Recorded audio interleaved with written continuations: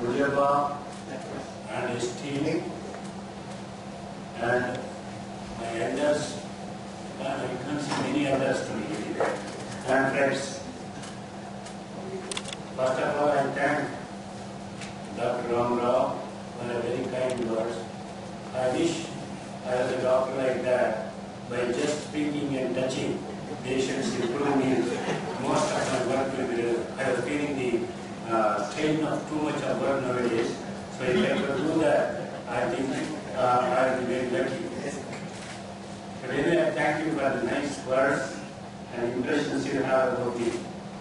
And also thank you for allowing me to speak on the 36th or 37th lecture. I started this lecture in 1975 during Nasma's time. He used to order me talk on this and then speak in English or speak in Kannada or mixture, whatever it is. So I used to obey that order. So also Dr. Ram Rao, he followed his Dr. H.N. One day before his, sir, where is your subject? It is on the print. My name printed, I asked. He said yes. Then subject he asked. Luckily for me, one of my patients was talking about the super bug which New Delhi has produced, super bug. So I thought it is time I must also tell the public, doctors, druggists, what is the super bug. So I thought the subject should be antibiotic and use and abuse, which results in super bugs. This is a lecture meant for doctors mainly and public to a certain extent and also for the patients. So when I talk about it, I do not talk very technically. If it is a doctor's audience, I would like to talk. The subject will be same. So there is one. Now,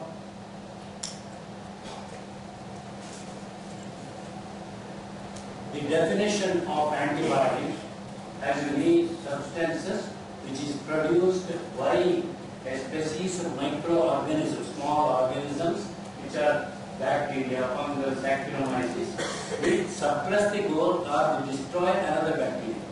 Substances produced by bacteria destroy other bacteria. That is called as antibiotic. Only a little difference in the definition is this. Now you can produce this antibiotic by synthetic means. So that is the only difference. Now you need not need bacteria to produce an antibiotic. You can produce it by synthetic means, various types of antibiotics. So the word is used by in as far back as 1942. Now both Greek and Indians have used various modes in the treatment of infections. Russians used warm soil. The basis of all these contain bacteria. So Russians used to paste this mud over the moon. Even now I think in villages people do it. That means these are the bacteria which will kill another bacteria. So there is the concept of antibiotics. But in 1977, you see, Pasteur and Joubert, I thought I would show, I would talk about the history to a certain extent. He found urine contains a lot of organisms. They did not produce disease. When, the urine therapy is used on the anthrax, it's a type of organism, we find the patient got better. That is what is called as urinotherapy or, that is that. And modern era of antibiotic is in 1936, they found sulfur drugs for the first time. It is the modern era of antibiotic. In 1928-30, you know the name of Alexander Fleming, who found out penicillin. And actually, it was put into use in only 1941, nearly after 10 years of kind of penicillin. And after that, and then the Second War, there are a lot of these antibiotics, Now, between 1930 and 40, there are not less than 6 to 8 antibiotics. Between 40 and 50, about 5 or 6. After 50, 2 and 3, and today last 5 years, we do not have any new antibiotic. It's a matter for worry for us. To tell you something about planning, most important thing is, you can see here, he is a bacteriologist, professor of bacteriology. He was growing various bacteria in the laboratory. He found one day, some area the bacteria did not grow. It is due to some mold getting in there, some fungus known as Penicillium notatum, which has destroyed the bacteria. Then he realized this is the one, Penicillium notatum, is a thing which can destroy bacteria. That's how penicillin name has come. And he found, he is knighted in 1945 Nobel Prize, and after finding, everybody says, oh, he did not find an accident. Accident do occur in this, but you have to interpret this accident. So he said, one sometimes finds what one is not looking for. That's what happened, and that's where the penicillin came. And penicillin put into his 1940s, and within 5 years, you find 50% of the organisms are resistant to penicillin. So this is a competition between bacteria and the man, which I will come back to later. Now from that 1910 onwards, you find number of drugs as I see you, and not less than about 150, with modification about 250. You can see all these are antibiotics. You can see up to 2009. Some are modifications, some are here. So you can see a vast storehouse of antibiotics available for a man to use. So you got enough knowledge about, you look at the internet, you got all the antibiotics, you look at the books, all the antibiotics in there, but you must have, knowledge is there, but wisdom should be there to use this antibiotic properly. That is the subject of my talk. Now, what is the use of this antibiotic? I said use and abuse. It is used in all infections. They got enough antibiotic not only to combat the infection by bacteria, virus, to a certain extent fungus also. They got enough bacteria, so the whole list is that. So when you have an antibiotic, how do you proceed to use it? The rational use of antibiotic is very important. Now, first thing is you must make a diagnosis. Without diagnosis, do not go forward to use the antibiotic. Though this advice meant for doctors, but patients also should know. Because you go and question the doctor, where is the antibiotic? Use the latest, costliest, this also, things like that. So patients also should know. First, diagnosis has to be. How are you making diagnosis? I said clinical. Clinical means when you hear the patient, you listen to the patient. Patient will tell you, I have got fever for 7 or 8 days, I have nothing else, I know a little shivering is there, and you examine. So doctor examines, he finds few signs and comes to a conclusion under the circumstances. In India, if person has got an 8 days fever, then he examines some spleen, etc. First diagnosis, we think of typhoid fever. So it may be a typhoid. Or if a patient says, I have got a pain which increases the breathing, I have got cough, I have got sputum, a little blood in that, then you think of pneumonia. By listening to the patient. So in 1975 or so, British Medical Journal published a data where 85% of diagnosis is made out by listening to the patient and examining the patient. Another 5-10% for basic investigation. Only 2-3% are necessary for extra investigation, super investigations. So that means to say, but most of it you must listen to the patient. You must have patience to listen to patient's story. That's why God says, there are some lines, God has given 2 years and 1 term. Doctor has to use this properly. That means he must listen twice the time and talk only half of it. Then you will get the answer. So, diagnosis is clinical. Because if a patient comes like this, you cannot wait for a bacteriological diagnosis. If a patient gives sputum, it culture, you grows organism in 2 to 3 days, you cannot wait 3 days for a patient. So you have to make a clinical diagnosis.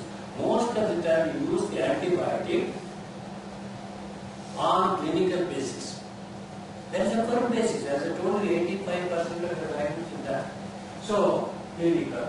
If probably no patient does not respond, then we pick up. So normally, taking history and examination will give you the background or the diagnosis.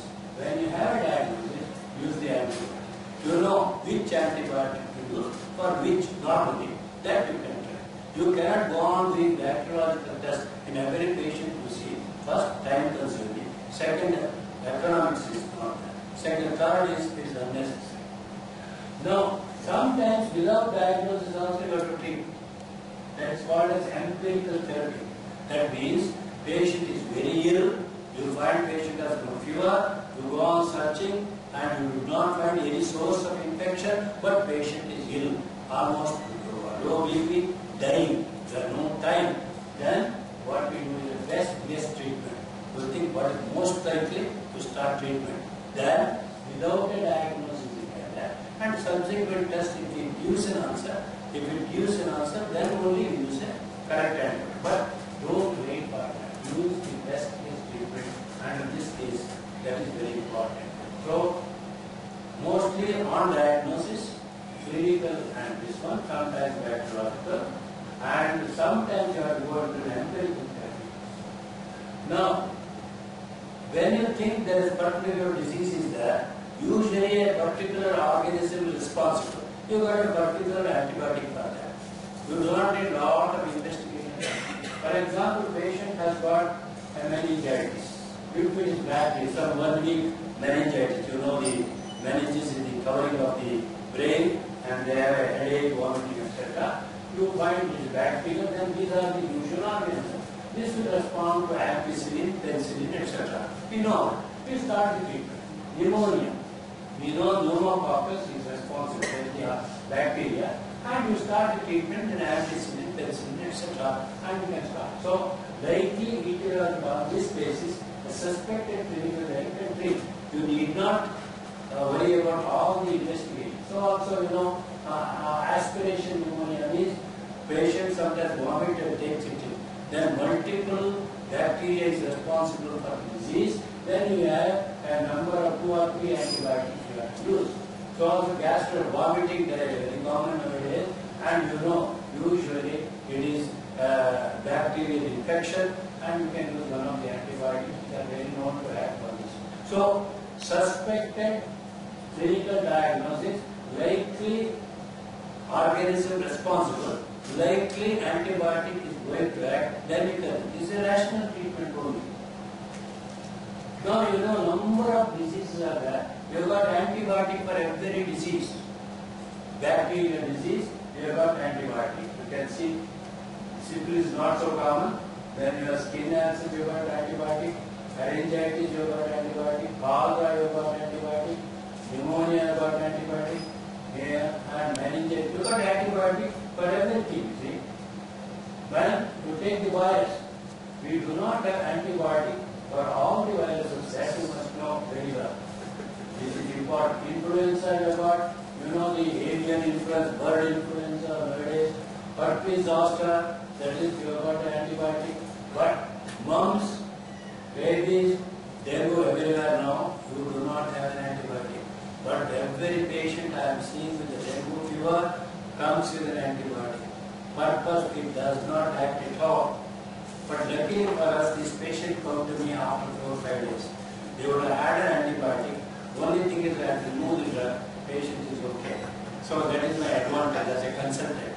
He goes to first to the practitioner and he makes a diagnosis biopsy or something, and if the doctor doesn't give an antibiotic, patient is not satisfied, and being a young doctor, opened clinic recently, he is worried, he goes to the next clinic, so he tries to push in as much of an antibiotic as possible.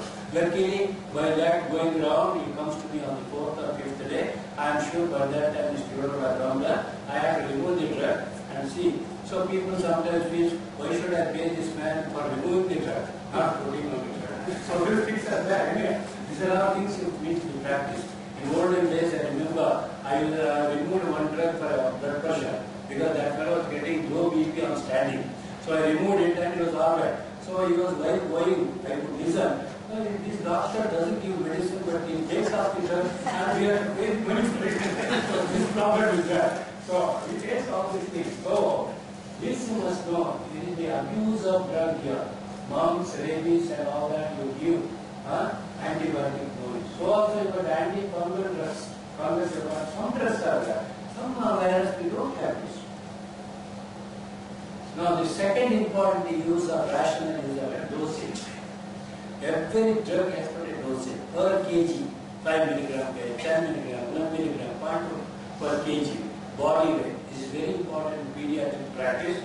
So that dosage is important. It is also important to know every drug acts for few hours. Say one acts for 8 hours, the other acts for 24 hours. You must know that. According to that, doctor prescribes the dosages. But what happens sometimes you give 1 gram BD twice daily, then the patient in his wisdom, wait to take one, that is enough. So he takes enough. So that where the problem, patient is concerned. And sometimes very unusual sometimes, yesterday I missed it, so today I will take 2 grams. So because the other day I saw a patient the first time, insulin, he was given 20 units in the morning, 8 units in the night. And then he forgot to take 20 units in the morning. So in the evening he took 20%. And he lands up with a low sugar in midnight. So you can see that is why dosages are very important and prescribed dosages are true. If you give a low dosage, my doctor prescribes low dosage, or sometimes he goes to the a druggist and he gives a dose after he behaves like a doctor. And then what happens? You are giving a low dosage for a disease and that organism gets used to it and he becomes resistant. So low dosage increases the resistant organisms. It doesn't cure. All these problems will be created. So correct dosage has to be taken. Third important, the rational use. You must know who you are treating. There will be which age. Pediatric age is different. Geriatric age. They say ends meet. Pediatric and geriatric meets. So in the old age also you have to give a less dosage, half the dosage, something like that. And then pregnancy, certain drugs you can't use because in the early months of pregnancy, organs are formed in the child, and when you use certain drugs, you get some deformities. You may have heard thalidomide tragedy. Thalidomide is a sleeping drug. It is a wonderful drug when it is introduced in Germany, where pregnant women felt very happy. The best thing to have pregnancy is and this drug. And then what happened? And after some time, there is the Indians welcome everybody, including all these drugs. So they welcome this drug also. In Britain also it is given. And you find children are sometimes with 1 limb, 2, 3 limbs, 6 fingers, 3 fingers, and all these deformities occur. It's only in America, the Federal Council did not allow this drug because they thought that sufficient evidence is not. I think that lady was given some prize also for that, for stopping this. Anyhow, what is important, you must know pregnancy, certain antibiotics do not, they can harm the child, so you must be very, I don't go into details on that. You must know patient has got a kidney disease or the liver disease. If there is a liver disease, dosage is changed, drugs are different. For example, patient has got liver disease, you give a tubercular drug, anti-tubercular drug like rifampicin, then it can damage the liver further. So you must avoid those drugs. So if there is a kidney disease, you give streptomycin injection, if the kidney is still gets worse. So it is important to know the patient's host factors. What is his state, liver state, kidney state, pregnancy, age, all these are things important to consider. You may say it's for the doctor, but for you also, suppose you have to say, I am pregnant, I have 6 weeks, I have no menstruation, you have to tell. Otherwise, doctor sometimes may miss. So, it is a combined effort, that's why. Then sometimes rational therapy or give a combination because one drug may not act. Because the organism may be 2 or 3 and different antibiotic may have different. For example, tuberculosis, never give one drug. Minimum 4 drugs we start with. Then after 2 months, 3 drugs. So you need a combination therapy to treat tuberculosis. So sometimes pneumonia due to aspiration, vomiting and aspiration. Then again 2-3 types of organism. So you have to use a combination therapy. And sometimes you are dealing with a patient who is immunocompromised, that is HIV, or patient is old, patient who is diabetic, they are not resistant, that is called as immunocompromised patient. Then you might have to use one or two drugs, two or three drugs might have to use in controlling the infection. That also, all these are considerations of doctors, but patient also should know something about that. If he is earliest to tell the doctor that it is there. Then, next question, rational treatment, route of administration.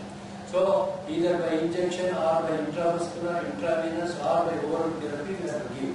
And you know, if he is a villager, if you give oral therapy, he may not like it. Sir, injection could even low, injection could not have. So it is not always correct, but the patient is very ill, trials injection is always better and it acts quickly. Otherwise, oral therapy is better. So it is not, route of administration is also important we have to discuss. And then when you give a drug, you must see whether it produces reactions. See, this is all considered rational use of, you must ask why I am using it. Use of antibiotics is my topic. Where you use, which I have told you, and how you use, that is where you are. Now, once a drug is taken, a risk is taken. That doesn't mean you should not use the drug. Every drug has got a reaction. But the only thing is, we do not know which patient gets which reaction. That means that needs knowledge and wisdom. Knowledge of drug. See, if you read the packets with this drug, these packets, if you read the number of reactions, you get frightened. Every system is known. So patients come, sir, so many things are there, some internet patient, or those who use internet, so many things are there. I said, you have got a very good knowledge, but we have wisdom, whether it is useful for that or not.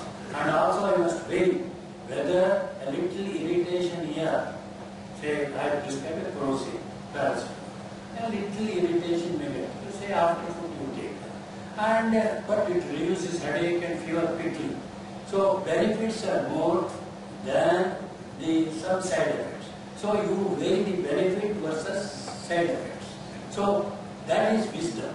So otherwise, druggists are registered by the doctors. They would have given, they prescribe it now, you see, and the patient come down here. So it is very important you know the adverse reaction of all the drugs. But all the reaction need not occur in you.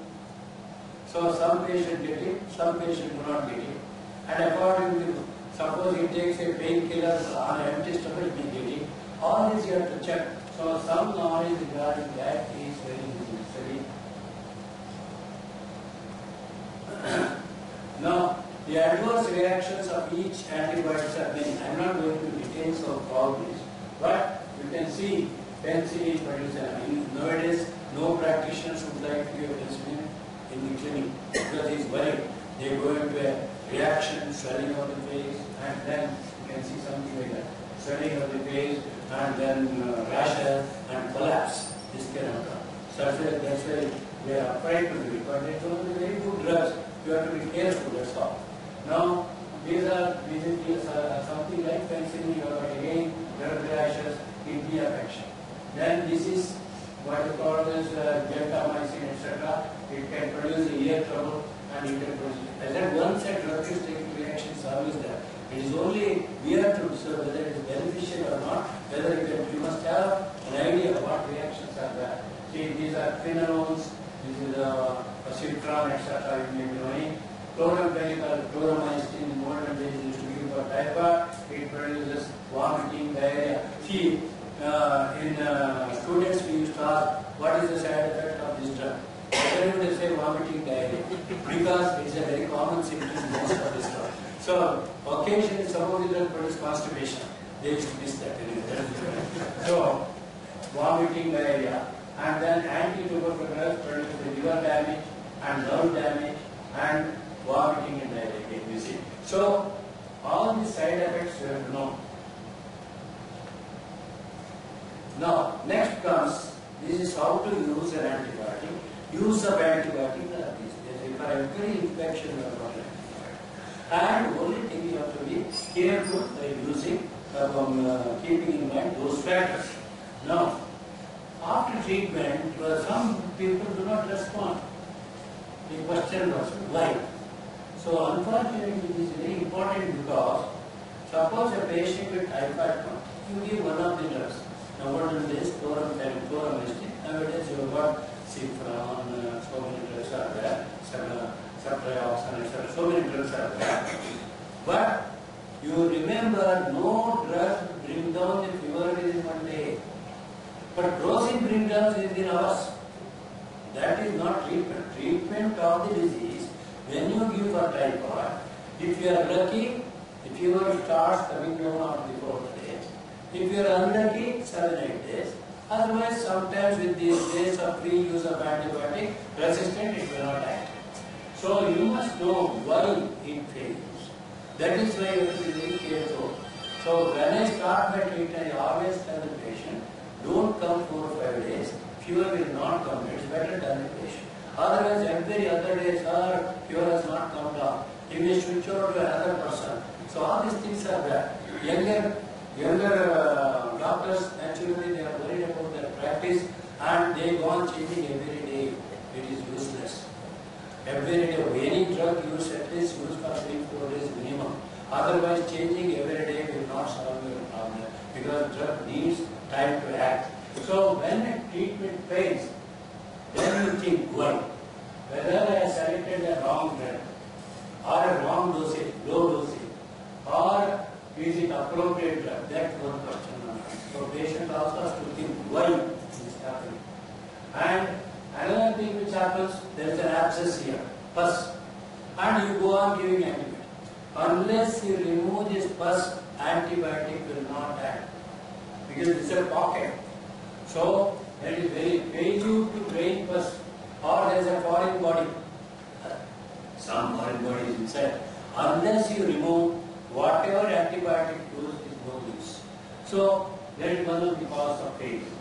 Then you have got the drug resistance. That I told you because of the inappropriate use of the antibiotic, either low dosage or high dosage or wrong drug, you get the drug resistance.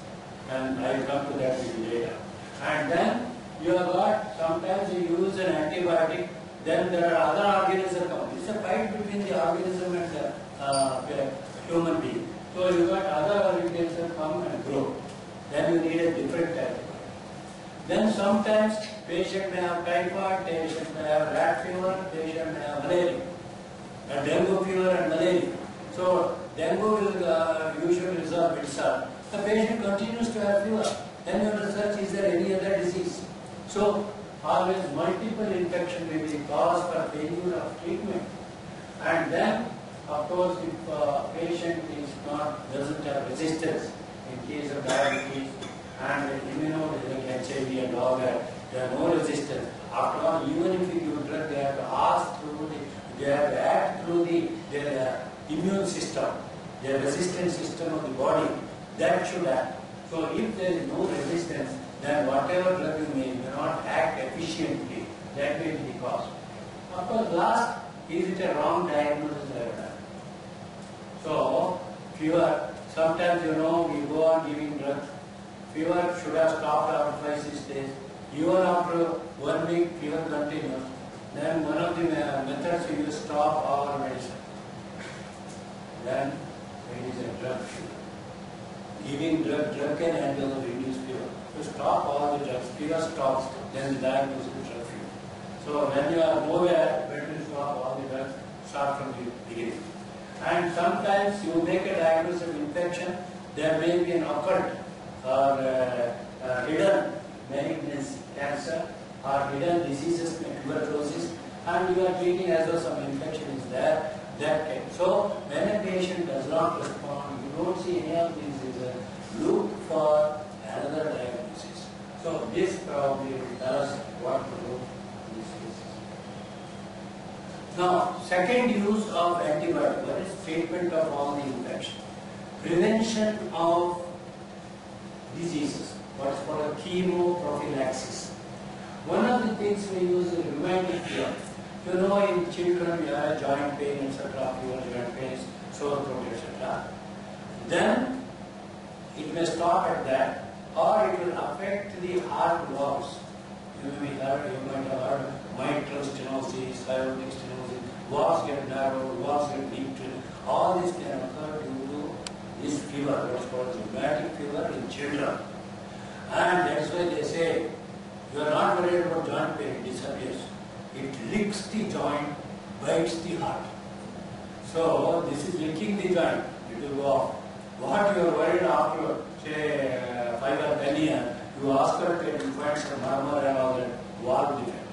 That's why the surgery, valve surgery, everything goes on. So, rheumatic fever, when they treat that, treat the rheumatic fever with antibiotic, then what is called as prophylaxis. You give penicillin injection every 3 weeks for several years, so that he doesn't get again another bout of rheumatic fever. Because each bout of rheumatic fever may damage the heart. So, for that antibiotic is used. It's the use of antibiotic you are talking about. The other is a subacute bacteria, and what does it mean? A damaged valve can have another infection. To prevent that, especially when you are doing a tooth of a patient, always some normally bacteria, these are all storehouses. They may harm you or they may not harm you. So that storehouse, when you remove the teeth, it can spread and it can affect the hard valves. That's called a subacute bacteria.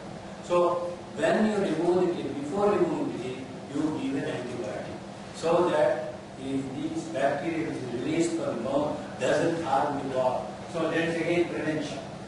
Then before surgery also, you start some antibiotic 1 day before or so that patient does not get the infection after surgery. So these are preventive uses of antibiotics. So antibiotics are used for the treatment as well as for prevention that you have to do. Now, where is the abuse of antibiotics? We come to that now. Now, use of antibiotics where it is not effective is an abuse. As I told you, common cold. If somebody has common cold, running nose, etc., and some throat pain, it is the common cold. Common cold is a viral disease. A viral disease does not need an antibiotic.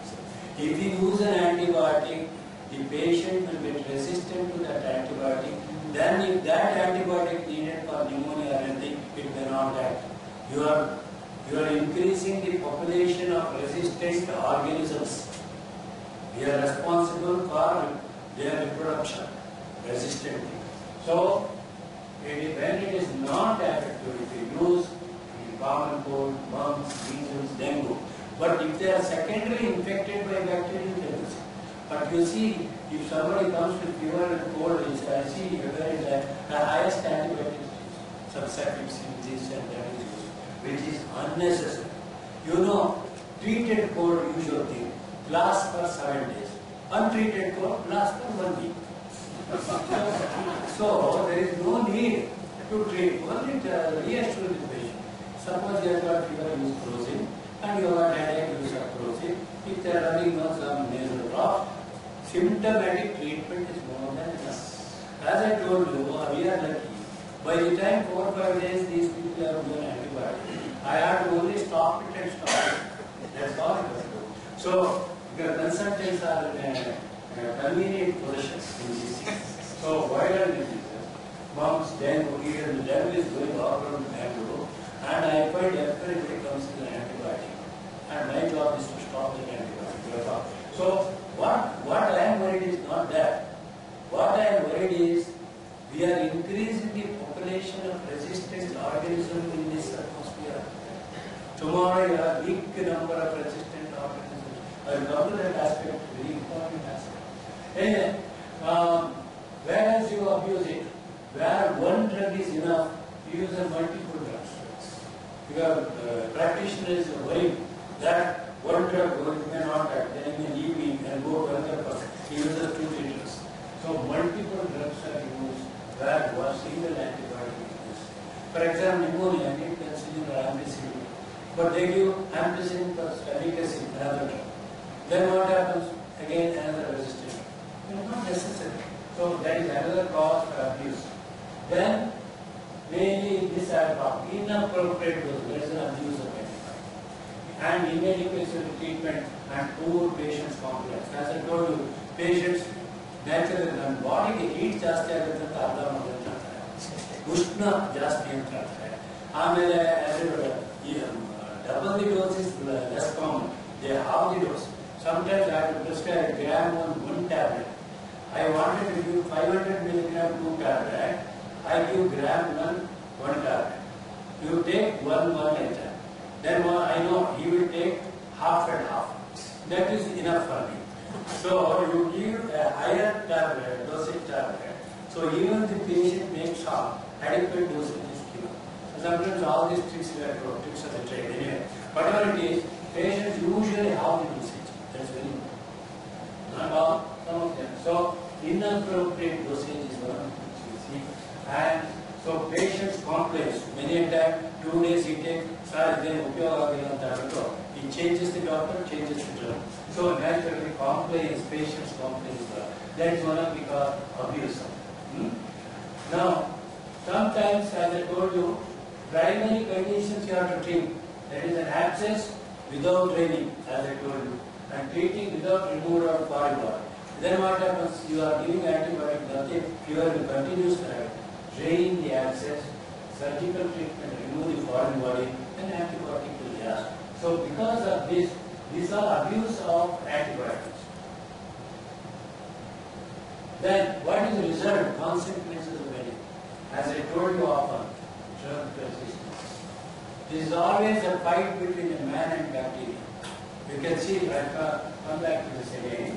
You can see within 5 years of penicillin's first use, 50% staphylococcus bacteria, which produces pus and all that, or is isolated show resistance. Within 5 years, 50% show.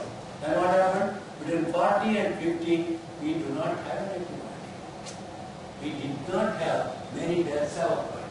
Then in 1960, we found one other antibiotic which is active against the resistant strain. Penicillin produced a resistant organism, and for that to act, we were going to find another antibiotic. It took 10 years. 10 years, quite a few patients died. That is the point.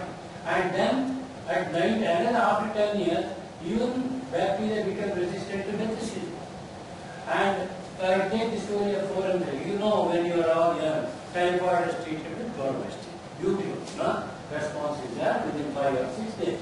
Then what happened? All vomiting, diarrhea, bacterial diarrhea, etc.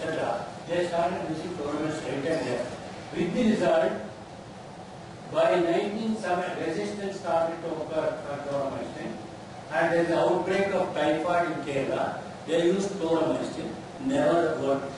So they have to use by 1990, all the drugs used for typhoid, there is chloromazine, and then sulfur drugs, or ampicillin, all this become resistant, and they have to go for another drug, ciprofloxacin. Luckily at that time, now 5 to 6 new drugs have been research products of that. So we are able to work on this ciprofloxacin as a time. Then what happens? Then you have got now resistant to this group of drugs, typhoid drug. Now there is some resistance to this group of drugs. To my surprise, other day I see some few years ago, all these drugs, newer drugs are useless, and I find my old drugs started acting. That is old drug, chloromazine. So that is what happened in 2010 in what we call New Delhi metallo-beta-lactam producing.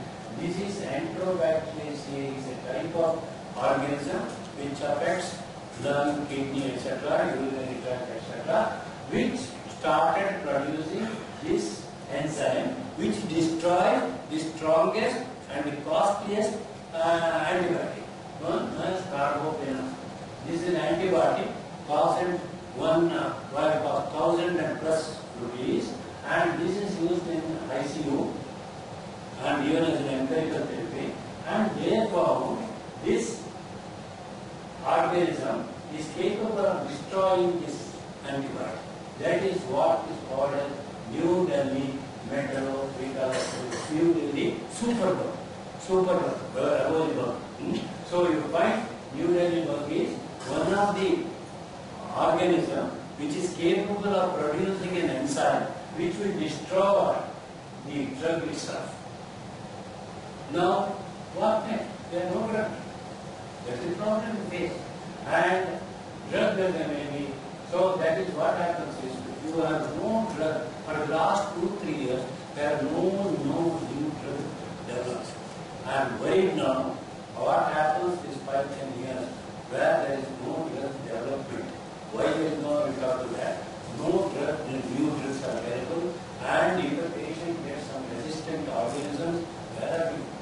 That's what happened between 1950 and 1960. Penicillin resistant, we did not have drug. So that is the reason the abuse of antibiotics. Now, other thing which occurs in abuse consequences of drug abuse, which I have talked already, is the adverse drug reaction. I give the list of drug reaction. Naturally, when you have a resistant organism, drugs are not active. The mortality, morbidity increases naturally. So you have all these consequences of drug abuse. Then, most dangerous is transmission of resistant organism. The resistant organism population is increased. So that is the consequence of drug abuse. And naturally, you go for higher and higher antibiotic. Cost of the treatment is increased. Pharmacoeconomics. So patient has to pay through his nose, and you don't know whether it's acting or not. So these are all consequences of drug abuse. How do we prevent this? Now, apart from stopping the abuse, I told you the reason for abuse, using multiple drugs, using drugs for viral disease, etc. Apart from that, you can do something more, that is, when you use a newer drug, you always, better you know very well about the drug. Newer drug does not mean a better drug. A newer and costlier drug does not mean a better drug. This I must tell you this. Always patients say, sir, something new is has come, can I do this? Unless you are used to it, don't use it. Newer drugs, costlier drug does not mean it's a better drug. It may have side effects which may show after some years or after months. To tell you a small anecdote, years ago in Hubli, there was a patient, a child who used to, incontinent in the night, pass urine on the bed. And there was a very famous surgeon turned physician, etc., who used to get 2 pages of drugs, costing in those days about 500 plus. And patient did not get treated. The cause of this incontinence not known. When he came to me, I asked the question, I asked him whether to be awake that night and see what happens. The child used to get conversion and pass urine. So mother said, yes, conversion. Then I said, the treatment is different. So I gave in those days guarding up 30 milligram. 1 rupee means about 100 tablets. I said, you will take this tablet every night without faith and come to me after a month. She went to the shop. She gave 100 tablets. He said 1 rupee. She was shocked. She came back running to me. What doctor? The other doctor gave 500 rupees prescription and disease didn't get cured. You are giving 1 rupee. It is possible to get cured. Then I said, you take this. If after a month patient does not get cured, I will give 500,000 rupees prescription. So luckily after a month, because there is a diagnosis, God cures the whole thing. So after a month, patient came and prostrated before me. So I did a mistake. That's okay. So why I am telling, newer drug, costlier drug does not mean always a better drug. That you must know. That is what I want. And sometimes local bacteria, sometimes today you start typhoid treatment with a particular group of drug that is active. So when you get the next patient, you use the same drug. That means this year, this drug is going to act. So that is what, apart from doing culture, you start that way. study of the local bacterial profile, sometimes have, or you do a bacterial survey, sometimes tell you typhoid this year is going back to 20%. And it is always, you must consider the pharmacoeconomics. How much, see, if you prescribe a costly drug, first of all, patient will not be able to take it. Secondly, so you said one tablet, you will half it. He thinks you half will have at least halfway through, something like that. If it is not halfway through, you won't have, and it produces resistant organisms. So, how do we prevent this? So, there are certain factors which doesn't help us to prevent. I told you how to prevent. One of the factors is lot of these resistant organisms are there because of our abuse of antibiotics. And second factor, all newer antibiotics are not freely available in India. More importantly, most of this antibiotic is the pharmaceutical companies are the ones they fund a lot of research to find newer and newer drugs. Today, they are ready to fund for anti-hypertension, ready to fund for cholesterol-lowering drugs, even food products, etc. But they are not ready to fund this anti-infective agent. It doesn't fetch them more money. So with the result, research on newer antibiotic is very poor. Last 3-4 years, no newer antibiotic. We have new names, trade names, but no newer antibiotic. That's the danger which awaits us here.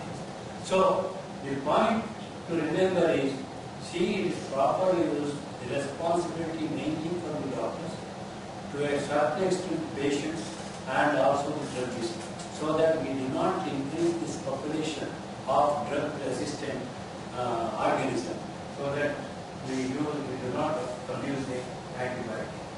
Then what is the future? The side reaction occurs because the drug acts on all organisms. If I have an antibiotic which will act on a, suppose I got pneumonia here, if I give an antibiotic, the antibiotic goes to the lung and acts there, and then it won't affect other organs. So, it is there in the cancer drugs, that is delivery of the drug to the site. If I have an abscess here, it should act only there. Then you don't have a reaction. Now, you have got certain drugs, especially cancer drugs, which will act that way. But we do not have antibiotic that way. That is the future of research. The other thing is a pharmacotherapy. Why is it when I give, say, when I give penicillin to one patient, he responds within 2 days. Another patient does not respond within 2 days. It may take 5 days. What is called as pharmacogenetics. Then, if I could know which drug for which patient, I think it will solve my problem. So remember that this is a big battle between the bacteria and ourselves. And it is always said, you can fool all microbes for some time, but you can fool some of the microbes all the time, but you cannot fool all the microbes all the time. So if I can remember this, we will be careful in using the antibiotics. Not only will tell the doctor, is it necessary? I think one of the listeners asked me, the doctor himself, is it necessary to give an antibiotic? The answer, if you have a doubt, don't use it. That is the answer. Your doctor asked that question. I have to tell you that. So anyway, you cannot fool the microbes. If you remember this, you will not abuse the environment. Thank you.